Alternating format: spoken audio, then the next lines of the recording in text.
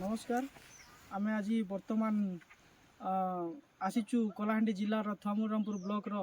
सिंधीपदर जोटा कि आदर्श ग्राम पंचायत रो कंदागुड़ा ग्राम को आम जाऊँ स्थिति देखापी कौ प्रकार भाव गाँव लोक बसवास करुँच केमिति एठिकार लोकंकर जीवन जीविका चलती मौलिक सुविधा कौन सब मिलूँ कि नहीं रास्ता कौ प्रकार अच्छी पानीय जल ये सब जिनस आम परखी बुझापी आज आम आसी पहुँचुचु आईटा आम अधा रास्त अच्छु आपण मानक विजुअल माध्यम देखा चाहूँ आम बर्तमान जोटा कि मुख्य रास्ता ठू अति कम 3 किलोमीटर चली आसी सारे बर्तमान भी अधा रास्ता अच्छी आमको पूरा पार करने पड़ो पूरा घाटी रास्ता पूरा पाद चलवाई भी विपदपूर्ण अवस्था अच्छी तो आसतु आम आपन को विजुअल माध्यम देखा चाहूँ ए एरिया माने आमर थमुरामपुर ब्लॉक रे एमती भी गाँव अच्छी जोटी कि पाद चलवाई भी लोकंकर समस्या होची माने पूरा दुर्गम माने एटा को ही कह जाए दुर्गम अंचल बोलिकी आसतु आम थरे विजुअल माध्यम देखा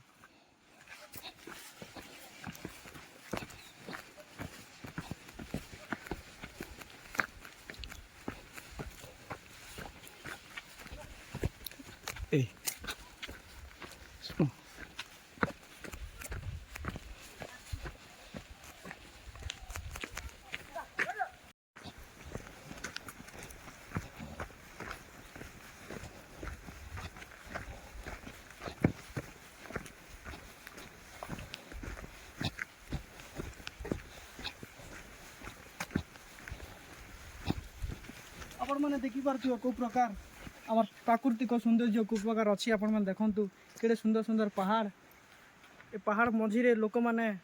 केते सुंदर तांकर पारंपरिक चाषबास करुचंती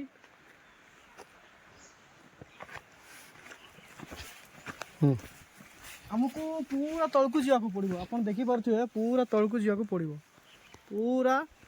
तलकू आमको जावाक पड़ो चलते जीवा हाँ आज्ञा ये हूँ आज्ञा कलाहांडी जिलार दुर्गम अंचल थमुरामपुर ब्लॉक जो ब्लॉक अंडर में जाऊँगी सिंधीपदर ग्राम पंचायत यहाँ गोटे आदर्श ग्राम पंचायत बोलिक मान्यता पाई आज्ञा सिंधीपद ठार आम 3 किलोमीटर दूर को आसलुनि कंदागुड़ा जावाई आपड़ थे देखी नि दुर्गम अंचल लोक को भाया बसवास करती जीवन जापन कर देखिले आपण मैंने जापर बुझीपर या सहित पंचायत सहित एम संपर्क कौन सरकार कही थे जे ग्राम पंचायत दुर्गम अंचल को रास्ता संजोग पाई आज कहीं गला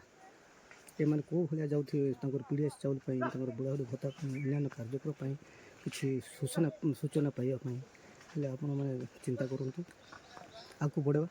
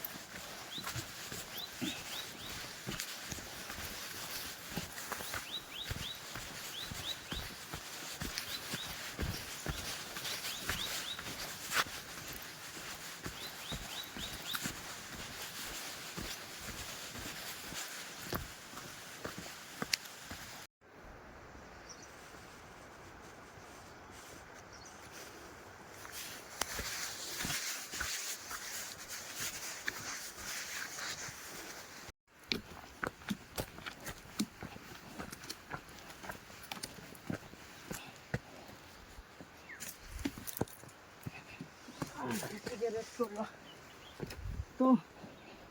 आम बर्तमान गोटे पाखापाखि गोटे 80% आसी पहुँची सारी आप देखिपे कैमरा आपण देखा चाहिए कैमरा माध्यम रे आम पूरा तलकू जीवार अच्छे तलकू गले ही कंदागुड़ा गाँव को आम पहुँची पारू तो बर्तमान समय भी पाखापाखि 4टा हो आसला एवं पाग भी टिके भल ना माने बादलिया करछि वर्षा वर्षा पर लगुच आर आम एक्चुअली कहूँ गले किसी प्लान कर